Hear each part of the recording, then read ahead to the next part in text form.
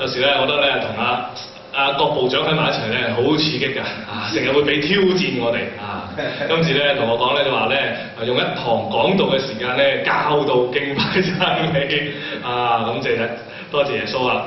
我哋咧可以咧繼續嘅挑戰自己係嘛？好，今日同大家講道嘅題目就係敬拜讚美淺論，心都唔得因為唔夠時間但係感謝耶穌因為神嘅話語本身就係帶住能力嘅，讓我哋喺當中咧一齊咧嚟到去睇下我哋敬拜讚美當中咧，我哋有啲乜嘢嘅嚟到去學習。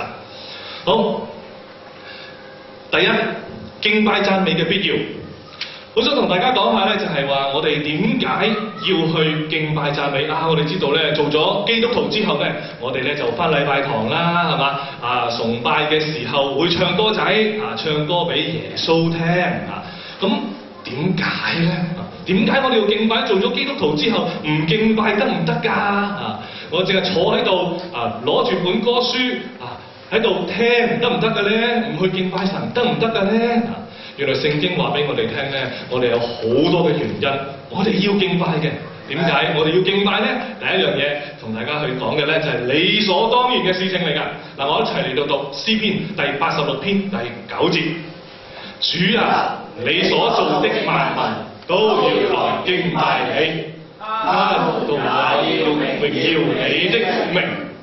弟兄姊妹，聖經話俾我哋聽，神所做嘅萬民都要嚟去敬拜神。要去榮耀神嘅名。我哋講到敬拜係必要嘅時候，就係話俾我哋聽，原來敬拜係理所當然嘅，係因為一個嘅關係嘅緣故，所以我哋要去敬拜神。舉例，我哋知道我哋對於我哋嘅父母要點要孝敬佢係嘛？點解我哋要孝敬我哋嘅父母？因為佢哋係我哋嘅父母啦。因為一個關係嘅緣故，我哋有啲嘢就理所當然地去做，好似我哋喺學校嚟講，我哋要尊重老師因為佢係我哋嘅師長，係教導我哋嗰一位。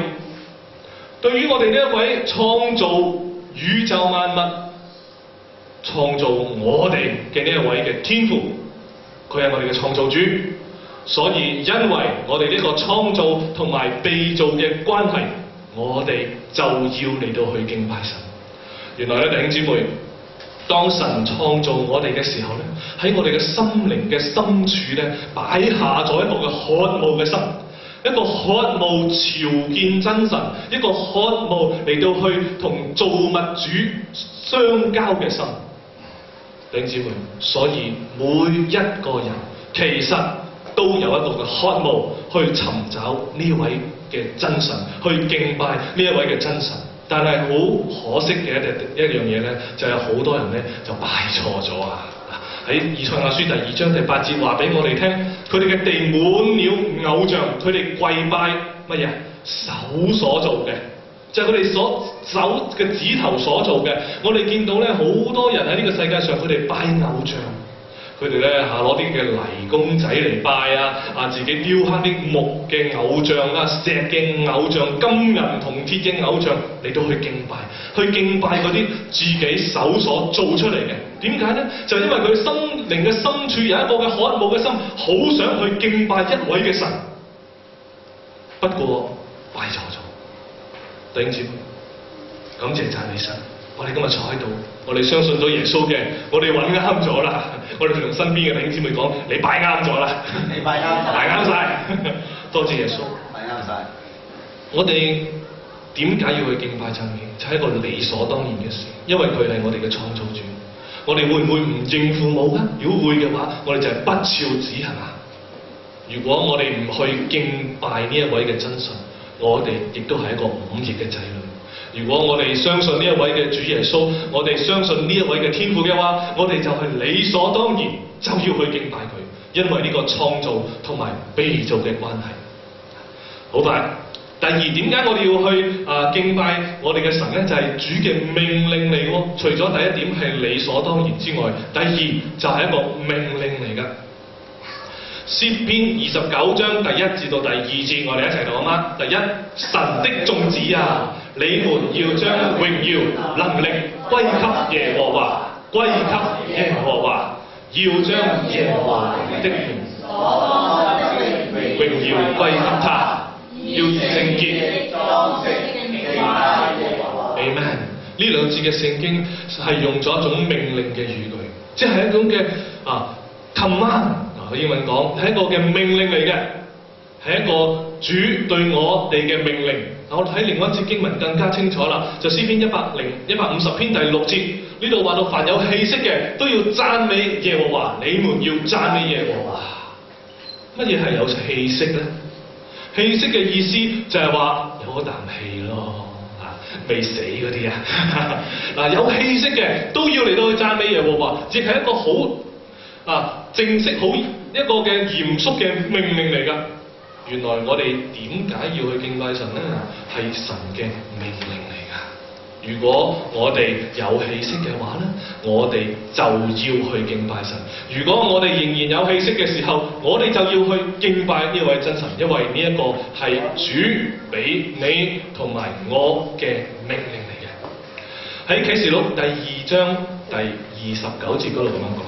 個聖靈向眾教會所說嘅話，凡有耳的就應當咩啊？應當咩？應當聽。耶穌嘅命令，我哋使唔使聽啊？要。乜嘢人要聽咧？有耳仔嘅就要聽咯。有冇耳仔？有。有兩隻都要聽雙倍啦，要更加嘅用心嚟到去聽。弟兄姊妹，我哋好多時候咧覺得耶穌咧好多嘢信咗耶穌之後，有好多命令我哋要遵守喎，又唔可以做呢樣，又唔可以做嗰樣，又要做呢樣，又要做嗰樣。但係弟兄姊妹，原來天父俾我哋嘅命令咧係有一個嘅目的，為咗我哋好。天父要我哋去敬拜佢，命令我哋去敬拜佢，係為咗你同埋我嘅好處。所以每一個相信耶穌嘅人，第一理所當然，我哋就要拜佢㗎啦，因為佢係真神，係創造我哋嗰位。第二就係耶穌嘅命令，我哋信得耶穌就要聽耶穌話，係咪？我哋同身邊嘅弟兄姊妹講，你要聽耶穌啊！嚟到你要聽耶穌啊！我哋信耶穌就要聽佢話啦。如果信耶穌又唔聽耶穌話，咁信嚟做乜嘢咧？係嘛？好啦，我哋又好快啦。第三樣嘢，點解一定要去敬拜讚美神咧？帶嚟乜嘢啊？同在。乜嘢？咁我哋唱歌仔俾耶穌聽，會帶嚟同在嘅咧？原來詩篇講嘅喎，我哋一齊大聲咁讀啊！22篇第3節，但你是聖潔的，是用以色列的讚美為寶座的。原來當我哋讚美嘅時候咧，神就坐喺我哋當中喎。原來神咧係坐咩凳嘅咧？唔係坐梳化，唔係坐酸枝木嘅一啲嘅古董嘅凳，佢係坐喺我哋敬拜讚美上面啊！當我哋每一個基督徒去讚美神嘅時候，神就坐喺度。哇！